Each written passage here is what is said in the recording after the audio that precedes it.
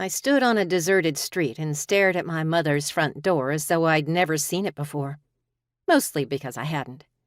She'd moved since I put Phoenix in my rear view almost 7 months ago, and the red monstrosity that loomed like a giant mouth waiting to swallow me whole felt as foreign to me as pole vaulting. Or shower sex. But it couldn't be helped. The conversation I needed to have with my mother could not be carried out over the phone. I had questions. Weighed down by luggage, a parka the size of Nebraska, and a Betsy Johnson handbag I bought with my last dime, because Betsy Johnson, I turned and watched as my Uber driver, my last hope of escape, faded into the distance. Metaphorically speaking. He actually made a left on Elm and disappeared behind a mid-century duplex. Either way, if I were completely honest with myself, standing there watching my one and only contingency plan vanish was simply another form of procrastination. One of many I'd employed over the last couple of weeks, but I could no longer delay the inevitable. The time had come.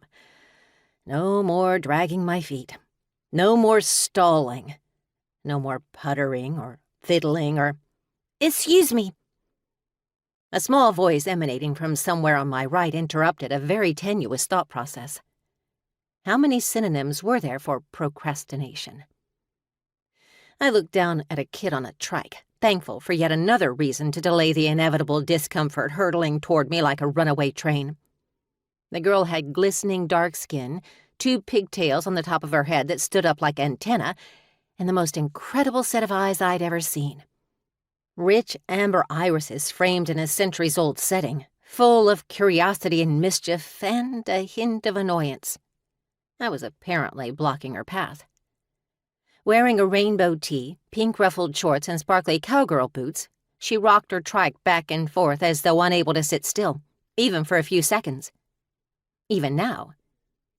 Even with everything that had happened to her.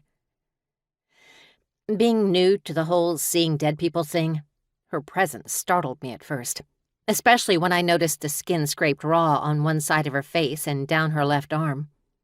Well, that gave me a good idea of how she died. A sadness settled in my chest with the knowledge. Aware we were still in the street, out in the open where anyone could see, I knelt down to her, ignored the creak in my knees, and offered her my very best smile. "What's your name?" "Apple Ellen James I. But Grandma Lou told me not to talk to strangers, so I can't tell you that."